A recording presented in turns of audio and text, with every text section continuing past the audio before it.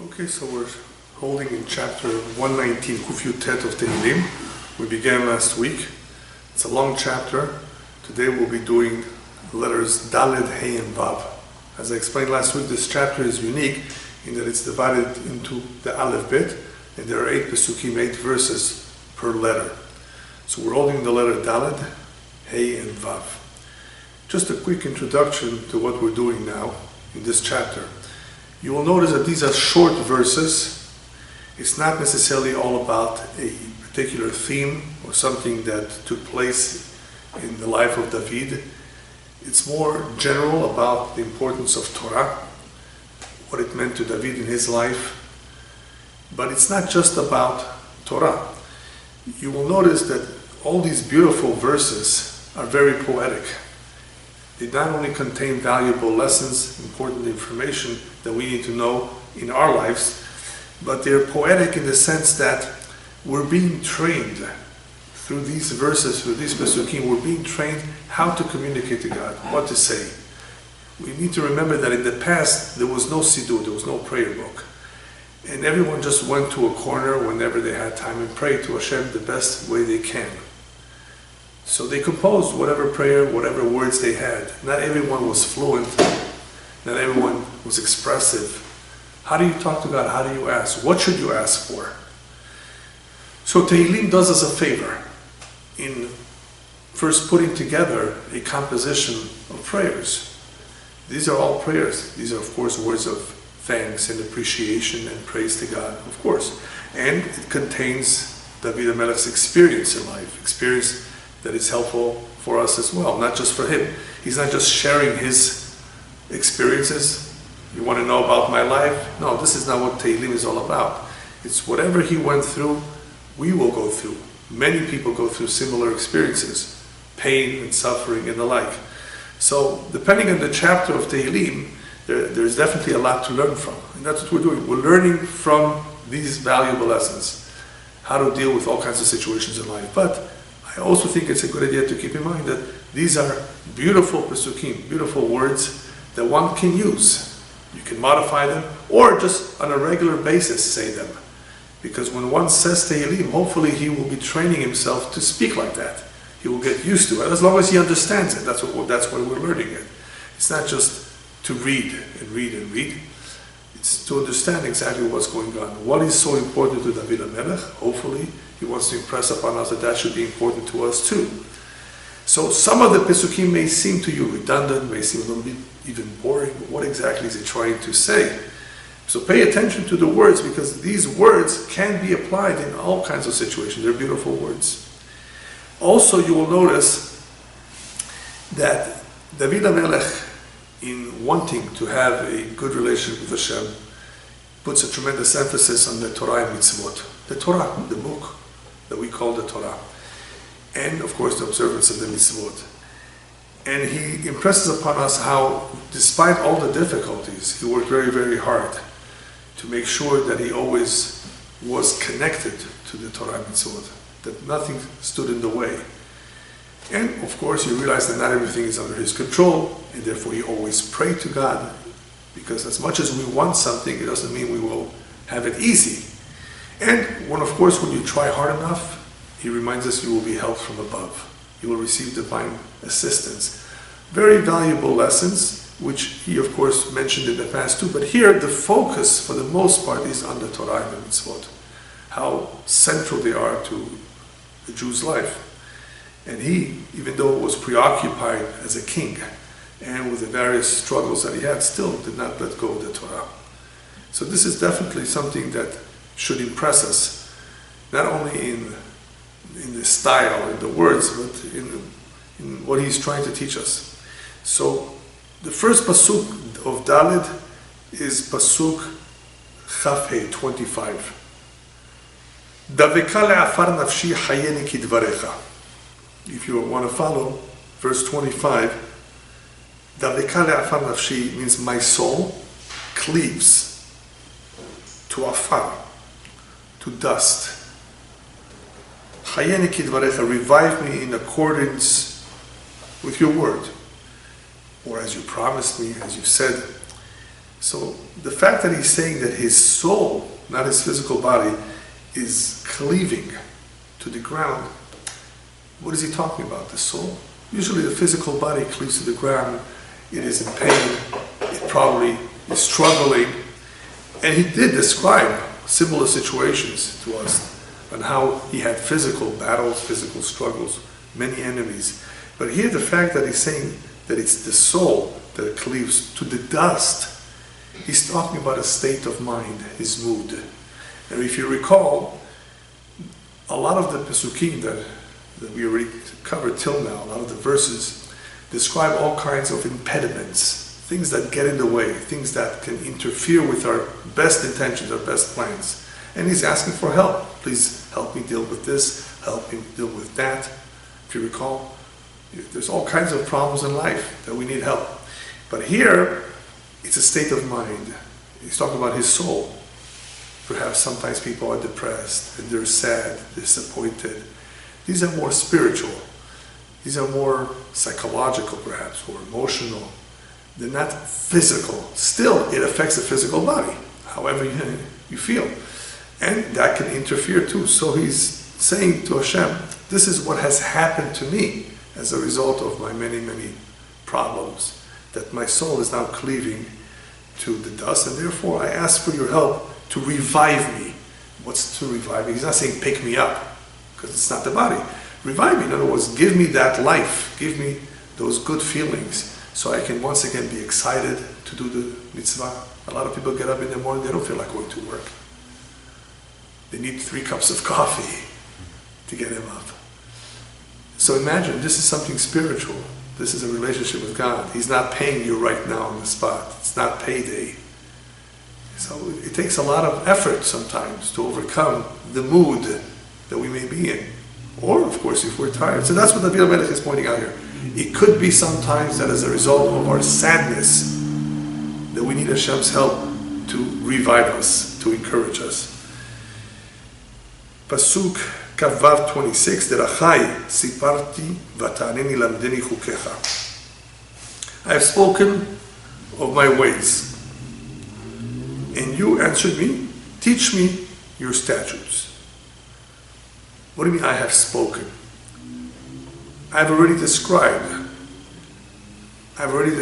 what I went through. And when I described what I went through, I also described that I prayed to God and that He answered me. All of this is in the words Derachai siparti, that I have spoken of my ways.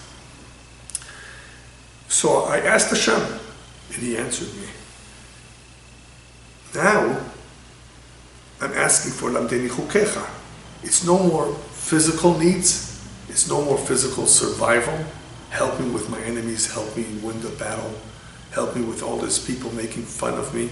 No, now I'm asking lamdeni chukecha. Teach me your statutes. In other words, it's not only about physical things that we should pray about. We should also pray and ask Hashem for help in spiritual matters.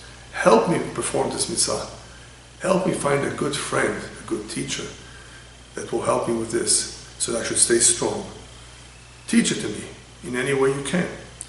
And we will see something very, very interesting, that how a person learns is definitely something from Shamayim, how he will learn. Not only that he will learn, but how he learns. Just imagine, we're talking about soulmates now. Something that everybody hopefully prays for and they want. But how do they meet? It could happen in all kinds of ways. It could be a matchmaker. It could be you ran into someone, right? You get the idea? The same way it is with learning. Learning a lesson, a valuable lesson, how we're going to learn it. So we'll talk about that. So here he's saying, I want to learn about your statutes. Next, Pasuk Kav Zayin. Derech pikudecha havineni ve'asicha benifleotecha. You have it, verse 27. Make me understand the way of your precepts, pikudecha, mitzvot, and I will speak of your wonders. Here, he's asking for understanding, so that we should have the brains, which we ask for actually in our praise. You are the one that endows man with understanding, with intelligence. Give me that intelligence. But here the point is not so much intelligence in general, but havineni is the binah, to properly understand something. A lot of people know. They have a lot of yediot, a lot of knowledge, but do they really know deeply? Do they really have a grasp of what they learned? It's two separate things. The raw knowledge, but it may be superficial. A lot about all kinds of things, but very, very superficial, not deep. Binah is very important because it enables you to appreciate what you just learned, if you understand it properly. I need binah, he says. So give me please that binah so that I can understand deep into the Torah. Why do I want to understand it? So he says, it's not just for my own pleasure. He says, Vasiha benifleotecha, so that I should be able to speak about it, speak about your wonders. The more binah, the deeper one delves into the text, the more he understands, and the more he can admire the wonders, the secrets of the Torah. A lot of people are surprised when they see that Judaism has so much mysticism. And then they think about Kabbalah. What's that? Where did that come from? Yes, there are various layers to the Torah. And many people just learn the surface. They don't realize what's underneath. There's a beautiful underneath. There's a beautiful Torah underneath the surface. So that's what he wants here. He needs that binah in order to properly admire and be able to teach that to others as well. Pasuk Kaf-Het. Very interesting words in this verse, 28. Look at the word in Hebrew. Dallefa nafshi mituga kaimeni kidvarecha.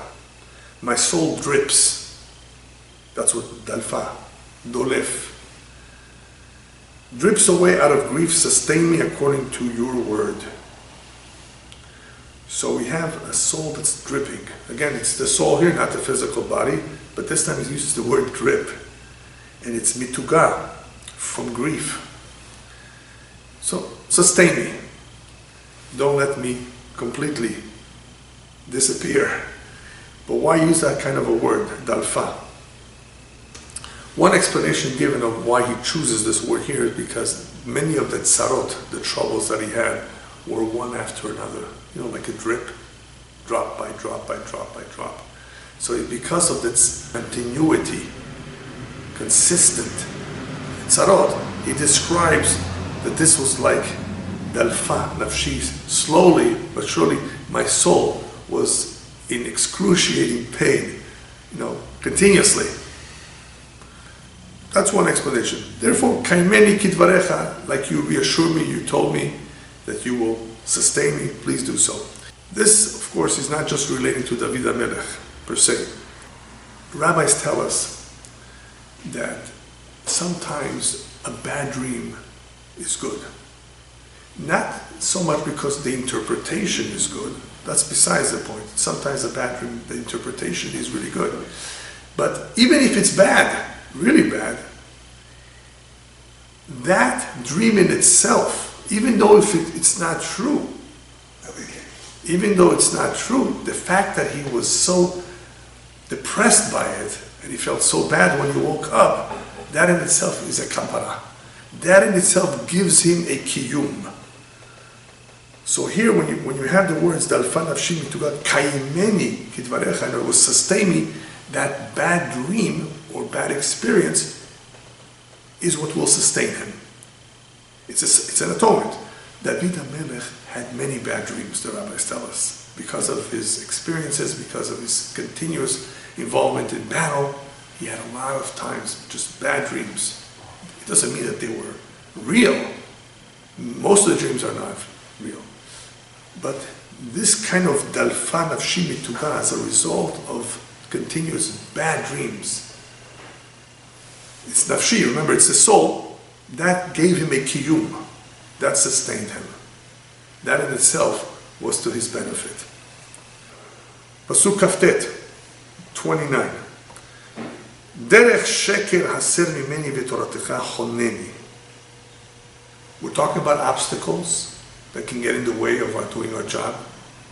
There's many things that can mislead us and distract us. Here the focus is on falsehood, lies. Remove from me the way of falsehood. And graciously endow me with your Torah. Well, we live amongst many, many people, many philosophies, many views, ideas. It could easily affect us, what we hear or what we see. We're only human. So obviously if we have good training, a good education, good surroundings, it helps. But when you don't have any of that, then what we see and what we hear will impress us. David Melech is concerned about that, just like anybody else. But remember, he's not only saying it for himself, he's saying it for us too. Hashem, please help me avoid falsehood. Remove it from me. Because I don't want to lack any clarity. I want to have complete clarity about what I'm doing.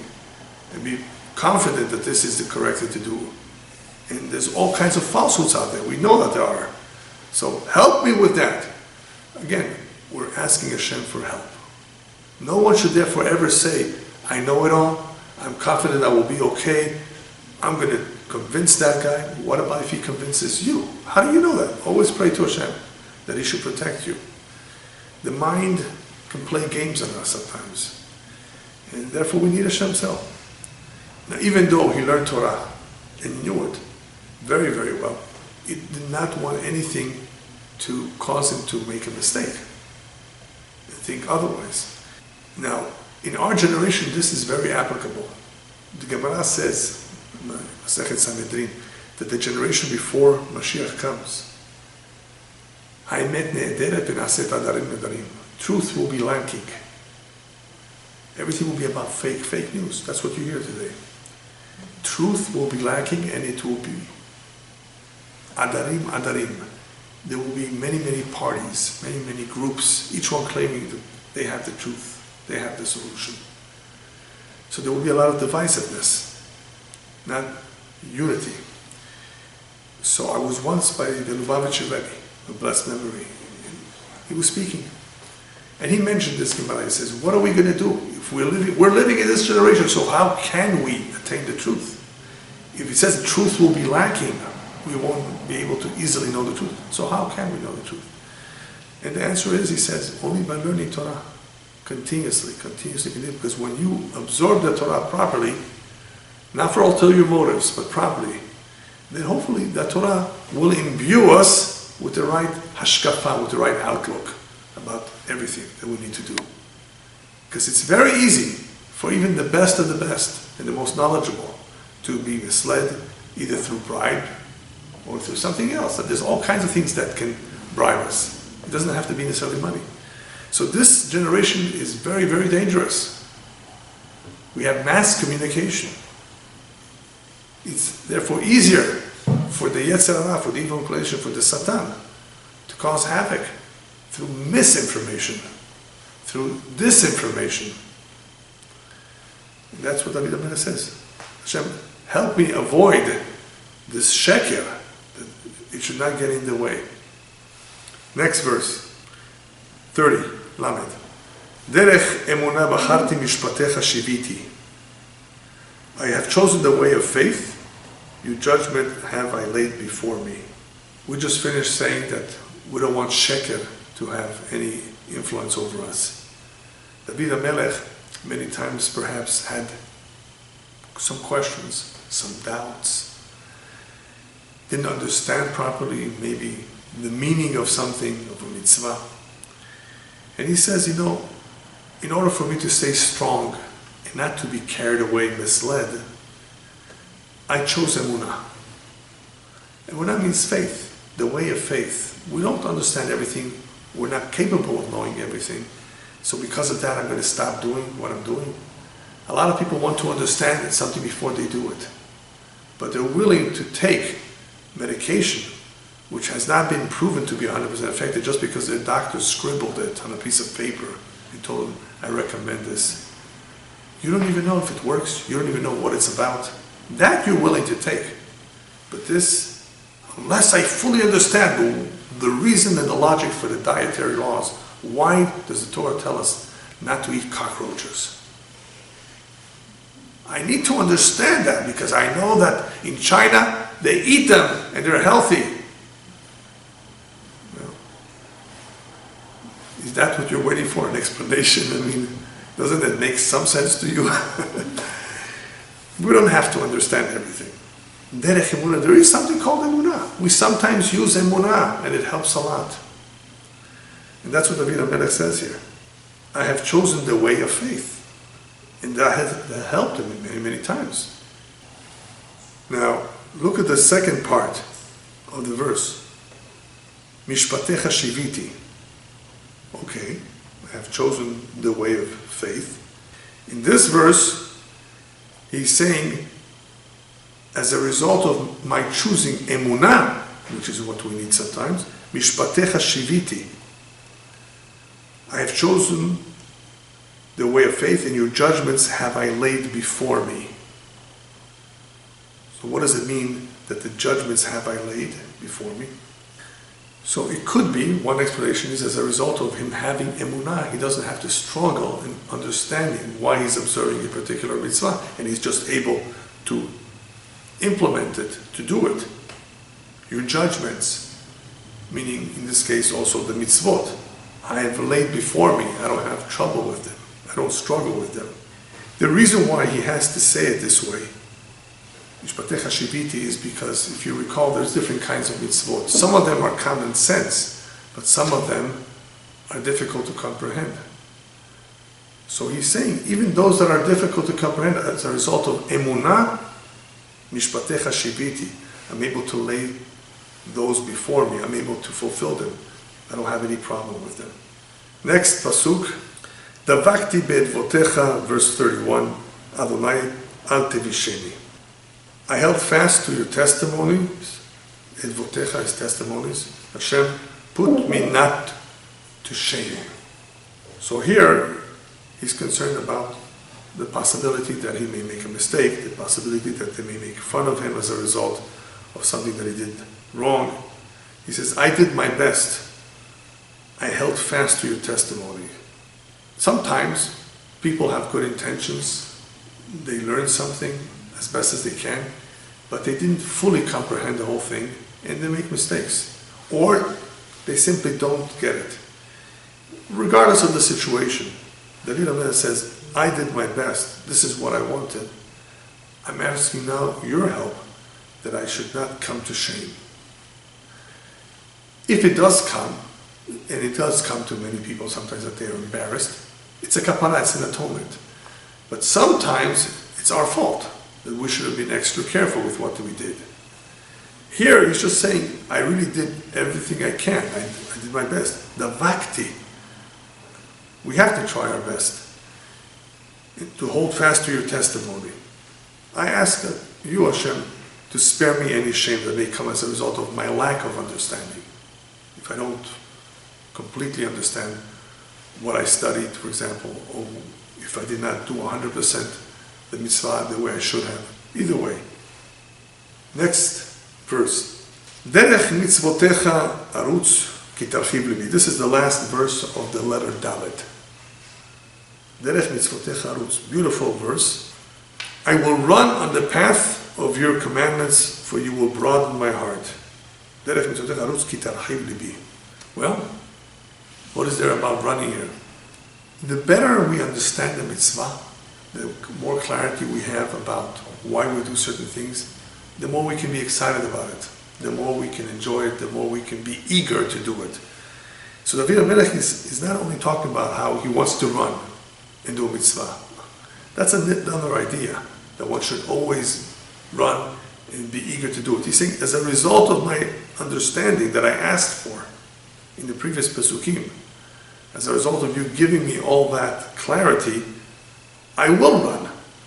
I will be eager to do it because I will understand the value of it. I will run therefore to do it. Ki tarhiv libi. Tarhiv means you will broaden. How do you broaden my heart? By giving me more bina, that understanding that we mentioned earlier. That means the heart is broadened. It is able to grasp more. That will make me run to do the mitzvot.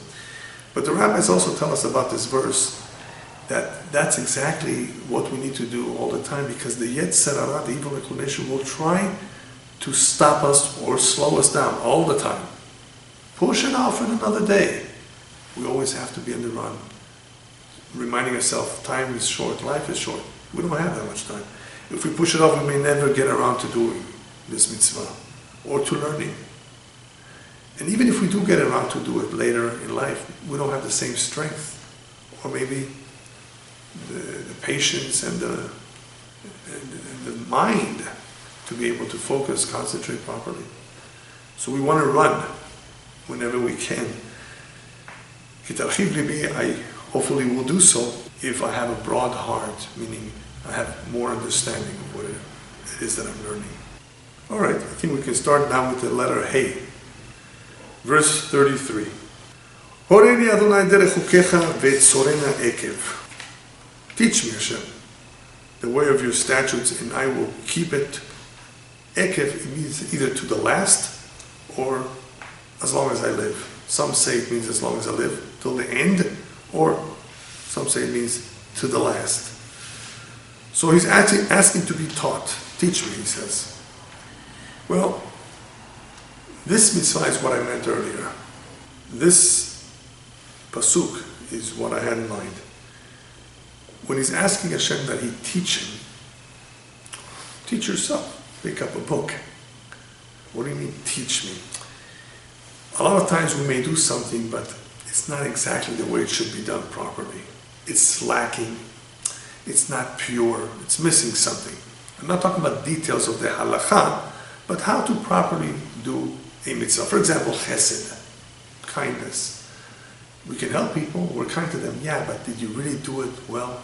Did you smile at the person while you did it? You know what I mean?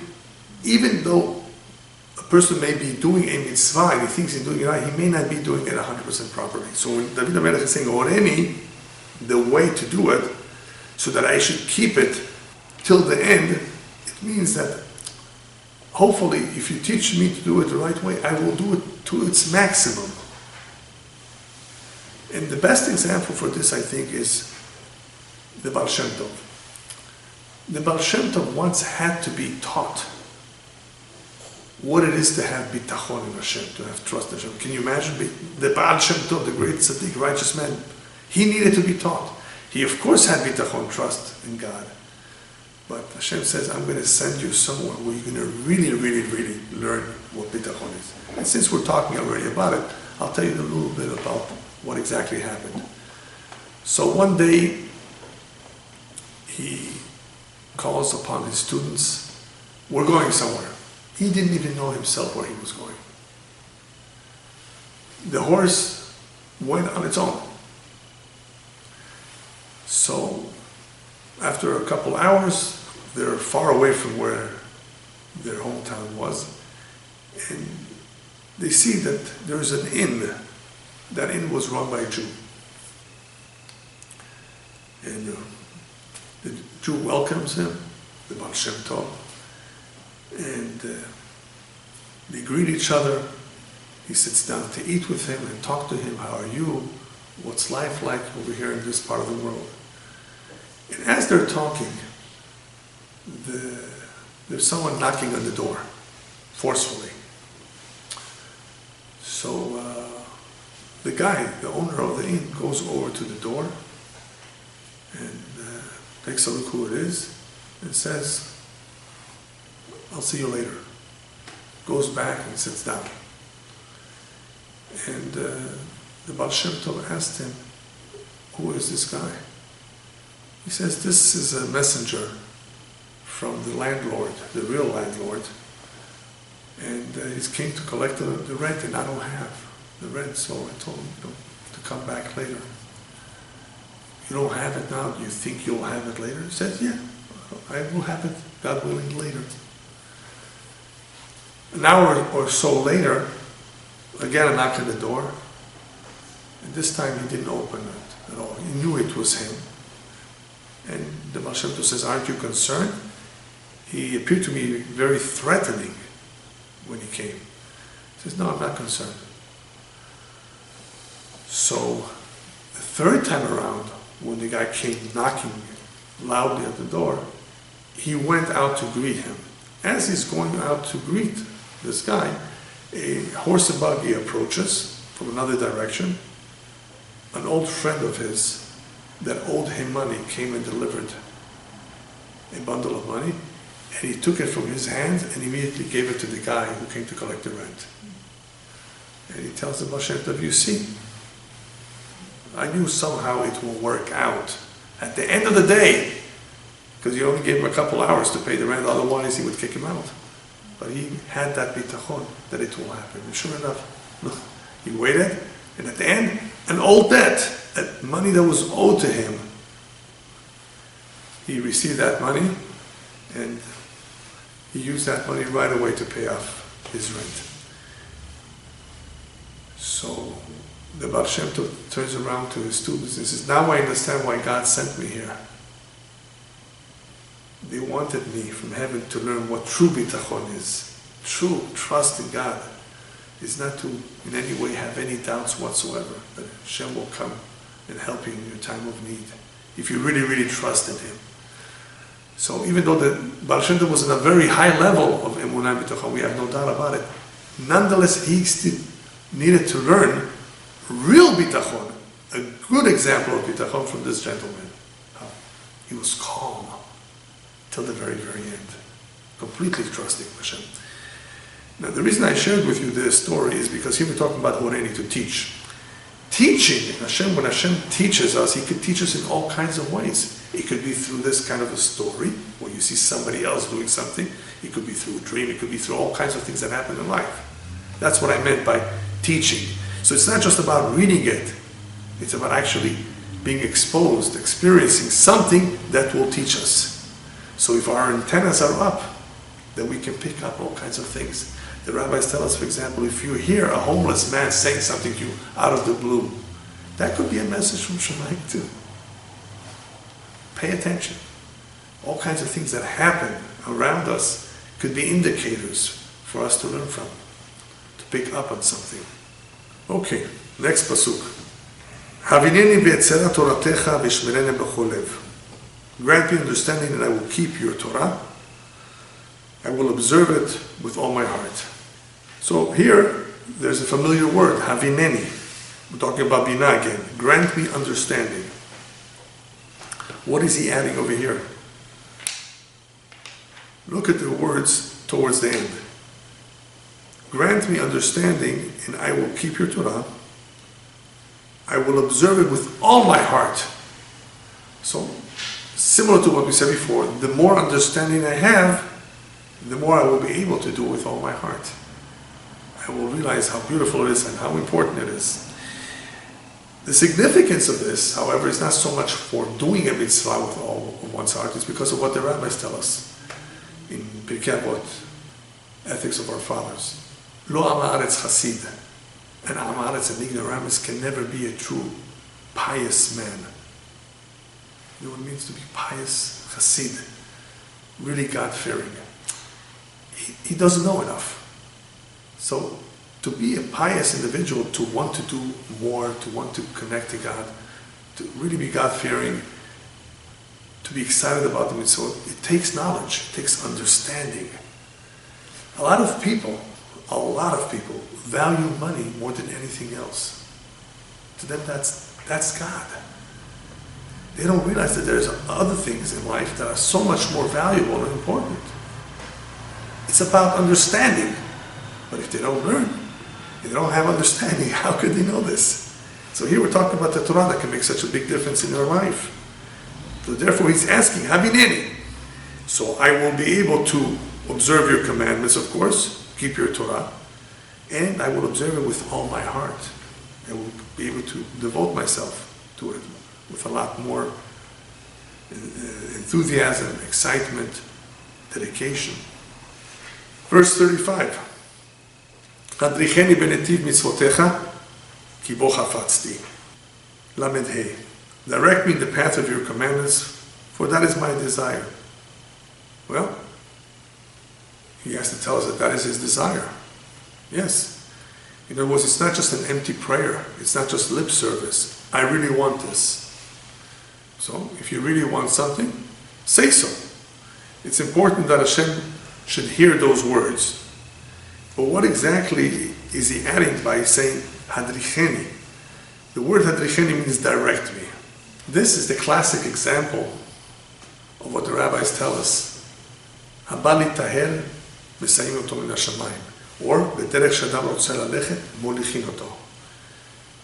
You need help, and you ask for it. You very much want something that's positive, you'll receive divine assistance. Plus, the rabbis add, in the way you want to go, they will lead you. You don't want to go in the right way, they won't stop you. In the way you want to go, they will lead you. They'll let you go. Well, if it's something good, then you will actually be helped there to get there. If it's something bad, then they won't actually help you get there, but they won't stop you. So a lot depends on what we want, what we really want. As long as it's spiritual nature, direction. I'm not talking about now the wants of money and a home, a car. That's materialism. That depends on one's mazal. Here we're talking about choices of quality of life. In other words, that which is spiritual in nature. What do we do with our times? A lot pretty much depends on us. So we want direction. So that I should have the right priorities.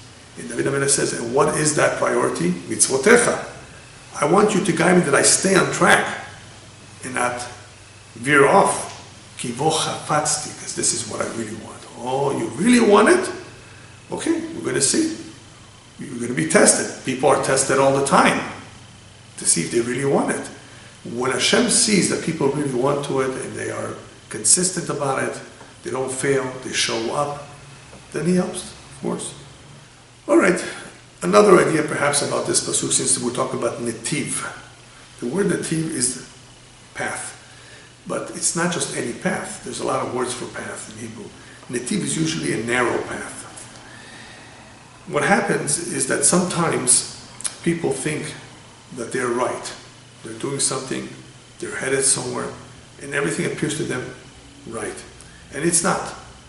What they're doing or how they're doing it is not right. It's wrong. Their direction is not right.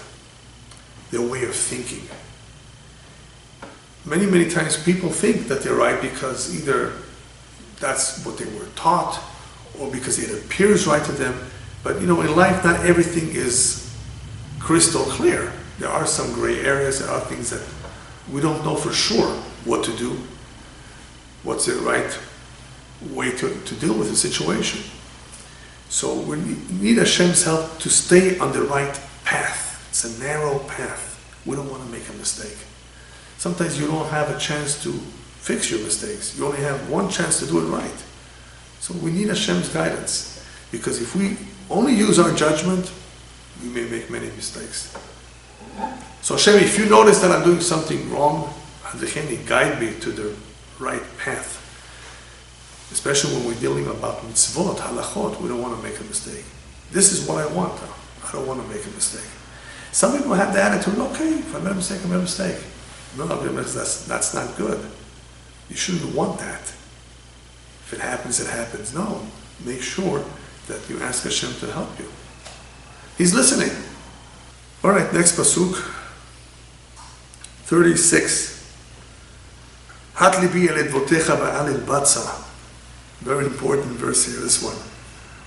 If you have it, 36. Incline my heart to your testimonies. Okay, that sounds familiar. Look how this time he's using the word hat, incline. Ba'al el batza, and not to greed. Batza is greed, the wanting of money. Well, I think this is self-explanatory. David HaMelech says there are many people out there that do want batza. That's what they care the most about. Don't let me be blinded by money, by batza.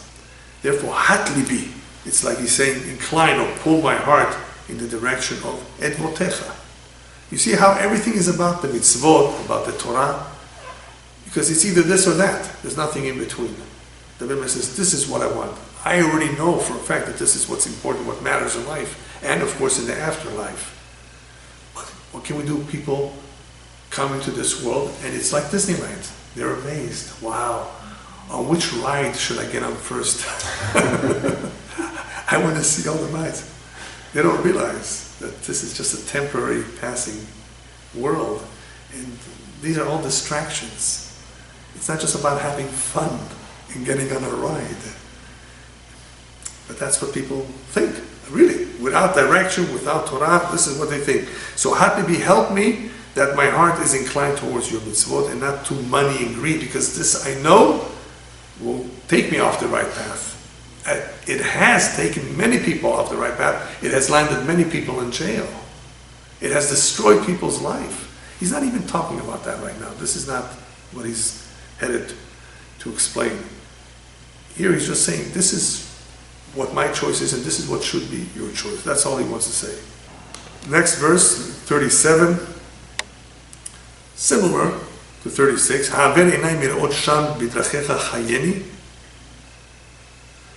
Avert my eyes from seeing vanity, by your ways give me life. Vanities. The world is full of vanities.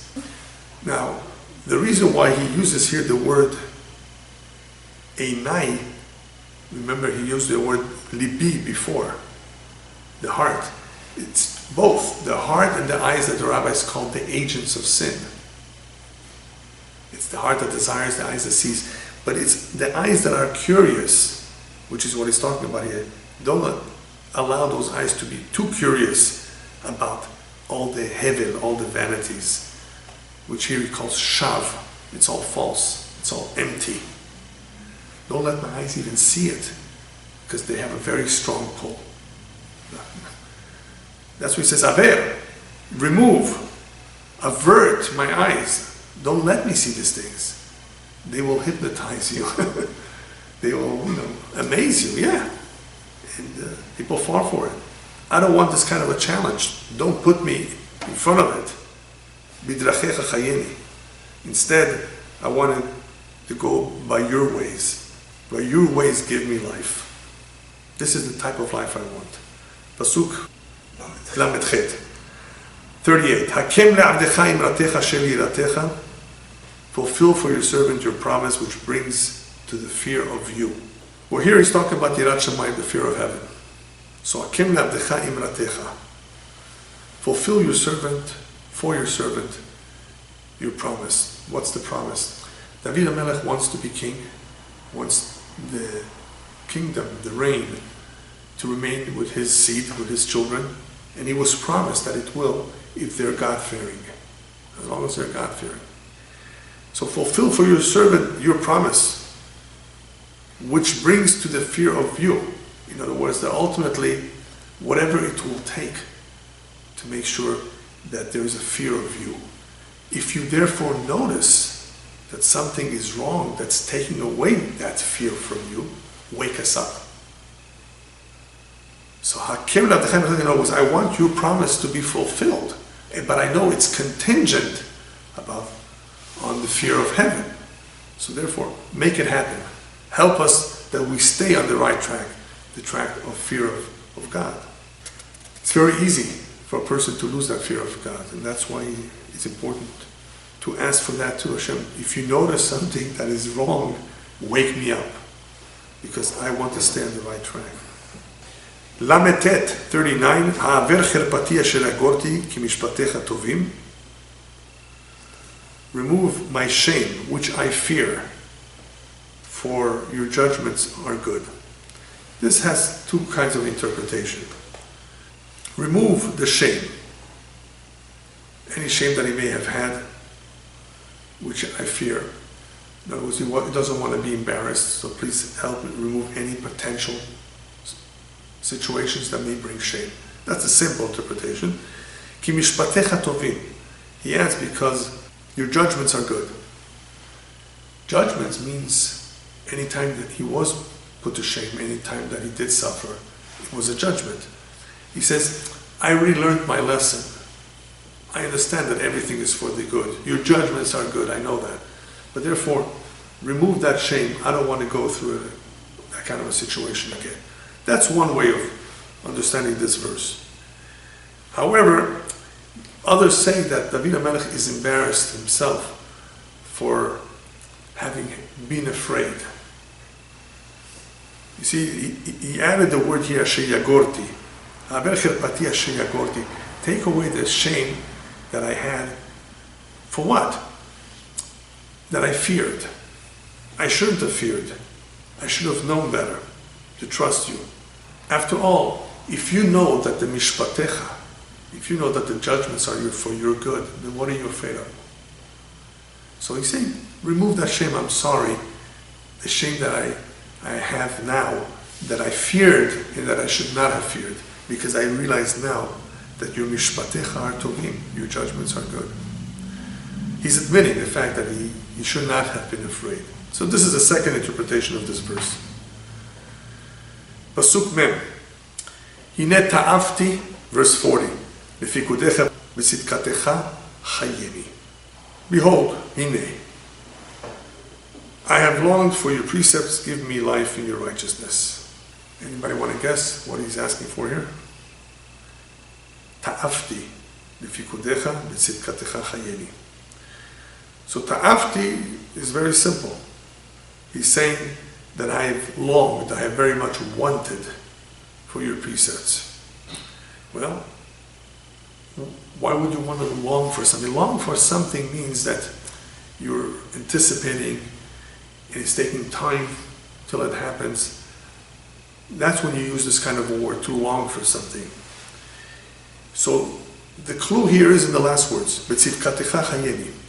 I want to live long.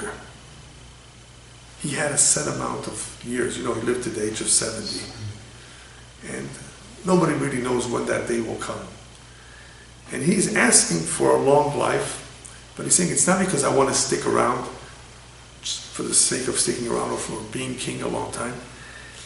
It's because ta'afti b'pikudecha. The more time I have, the more I will be able to accomplish. My father told me a story, an incredible story that happened in Israel I think it was in the 50s. And my father heard this from the groom. There was a Bachur Yeshiva that was at a chuppah. It was his wedding. And this was in Jerusalem. A block or two away was already the Jordanian border, for those of you who know that area. At one time, the border was in the middle of a street. On one side was Jordan, on the other side was Israel. And all of a sudden, there was a Jordanian soldier who, because he saw a lot of people get together, began shooting. So everybody said, "Get down on the ground, on the floor." So the Khatan was on the ground, and next to him was the rabbi that came to marry him, Rabbi Kotler, of blessed memory, from Blakewood. Came from America to marry him. He was his student. So he was on the floor next to the rabbi, and he overhears the rabbi saying, "God, please help me get out of this situation. I still have so much to accomplish. I haven't done anything, barely anything for Torah. I have so much to do yet for Torah. Keep me alive because of so much that I have to do." That's what's on his mind. And that's what David HaMelech is saying here. That's what's on my mind. Why do I want to live long? Because I want to keep your mitzvot. I want to learn more Torah. I want to accomplish as much as possible while I'm alive. And the more years, the better. You know, when people ask for long life, they don't realize that they should be asking at the same time for a long, healthy life. A lot of people live to 90s, but they're not healthy the last 10, 15 years of their life. What good is it? So similar here, we're not talking about health per se, but we're talking about accomplishing. We're talking about productive years. He wants to observe the mitzvot. Next, Vivuni chasadecha Adonai teshotcha ki imratecha. This is already the letter Vav, verse Mem Aleph, 41. And let your kindness come to fruition for me, Hashem, your salvation as you promised. So here he's talking about the reign, about the melucha, the kingdom staying in his hands, staying with his family, staying with his kids. In what merit? chasadecha, in the merit of your kindness, your teshuah, your salvation, as you promised me. Also, very interesting point over here that he's adding. It could be that sometimes the children of one are not as good as he was. And there's always the danger that they may lose what the father had. Father accomplished a lot. The father was very meritorious, but who says and who can guarantee that the children will be like that? We need extra assistance for that. But David, of course, has a little bit of a promise here. But he's asking for chasadecha, for kindness. That kindness is even if people don't deserve something. Hashem is kind, even to those who don't deserve it. So that's what he's adding over here. The word chasadecha. Let it be that your kindness should come to fruition for me, because I may need it for my children. And when that happens, that everything stays with us and everything works out for us. Pasuk Mem Bet 42, Ve'eni churfi davar, ki batachti bidvarecha. I will offer a retort. I will be able to answer back to those who taunt me. Ki batachti bidvarecha, because I trusted in your word. They'll be able to see that I was right to trust in your word, that everything worked out for me. So make it happen that I should be able to retort, I should be able to answer back to them, that they should see that I was right all along. A lot of people don't think that it's such a good idea to trust. But here, we're trusting in Hashem. Prove it to them that I was right. Next verse, Mem Gimel, Ve'al tatzil mipi dvar emet ad me'od ki lemishpatecha yechalti. Do not at all remove the word of truth from my mouth, for I hope to fulfill your judgments. This also has various interpretations. One way of interpreting this verse is saying, let it all be true. In other words, al tatzel means don't remove the word of truth. Don't let it appear as though it was not true what I said. That they will be punished for what they did. Here he's already talking about his enemies. Ki lemishpatecha yechalti means I looked forward, according to this one interpretation, to your judgments, that they should be fulfilled. What judgments? That the enemy will be punished. In other words, don't let the truth be lacking. Don't in any way allow that this should not come true. Because I've been looking forward to this day, the day when your judgment will come on the enemy. That's one interpretation. Another interpretation is the simple interpretation. David HaMelech as king, he was also a judge, and he had to deal with all kinds of complicated situations, and he's asking for help, that the truth should always come out, and that he should be able to resolve the complicated situations successfully. That's what he's looking forward to do things right, to be, a righteous judge, a judge that, is able to adjudicate matters correctly without making mistakes. We're only human, and even judges, even knowledgeable judges make mistakes.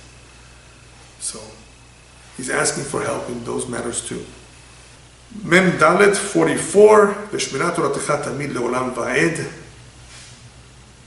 and I will keep your Torah continually forever and ever, without any interruptions of enemies. He wants to be able to observe the Torah at all times. I believe that the reason for saying this is because the rabbis remind us that if a person assumes the yoke of heaven, the yoke of Torah, they will remove from him all other burdens. If he does not assume the yoke of heaven, the yoke of Torah, he will be burdened by all kinds of things that will take away his time. So David HaMelech says, I don't want any other burdens. I want to have only this burden, the yoke of Torah. And therefore, I ask for your help, so that I should be able to observe it forever, for all times, uninterrupted. 45, V'talecha barechava kifikudecha darashti, memhei, and I will walk in spacious paths, for I seek your precepts. This also has several interpretations. What does it mean, in spacious paths? It could be with confidence, I will be able to walk with confidence. I will be able to observe the mitzvot in public, openly, without shame. It could mean any of that. Barechava. In other words, if you help me and you teach me the Torah and I'm able to observe the Torah without any interruptions, I will be able to walk in spacious paths. Because this is exactly what I want, and this is what I always ask for. For I seek your precepts. Or it could be that he's saying, I will publicize this, I will teach it to others, Barechava. I will walk in public and share it with others. Either way, it's very special when one can do a mitzvah without being ashamed of it. A lot of people are still ashamed to cover their head, or they're scared, or to do a certain mitzvah, afraid of being made fun of. And here he's saying, I would be able to do so with confidence. 46. Number 46 is somewhat of a continuation. I will speak of your testimonies before kings, and I will not be ashamed. See, it's the same idea. Even amongst kings, I will meet up with them, and I will speak to them about it. They may want to talk politics. I will talk about Torah. I will not be ashamed of it. They may make fun of it, so what? I will be so confident it won't bother me. 47. Mem Zayin. Ve'eshta'ash'am b'mitzotecha she'ahavti, and I will delight in your commandments which I love. It's not a burden. I will actually delight. Even though he dealt with all kinds of complicated issues in halakha, as a judge, as a king, ve'eshta'ash'am. I loved it. I loved my job. Not that too many people love their job. I love it, he says. Hafti. Therefore, I will occupy myself, involve myself with it, because I love it. The last verse is 48. The last one in Vav, in the letter Vav. Va'esa. I will lift up my hands to your commandments, which I love, and I will speak of your statutes.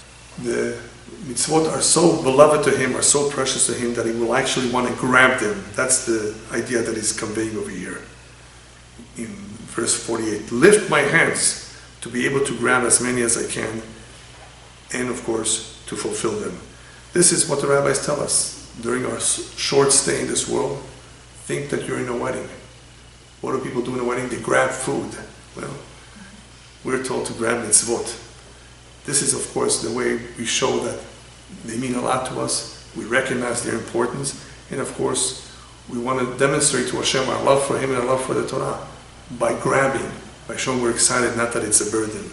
This is, of course, the right attitude to have in any opportunity that arises, is not to ask for somebody else to do it. On the contrary, this may be your opportunity to accomplish something that you may not have had the chance to do for a long time. If a mitzvah comes your way, the rabbis tell us, Al tachmitzena. Don't just push it off, don't delay it. This might be your chance. We don't know the true value of mitzvot. We think this is small, and sometimes we just don't do it. David HaMelech is teaching us over here, no.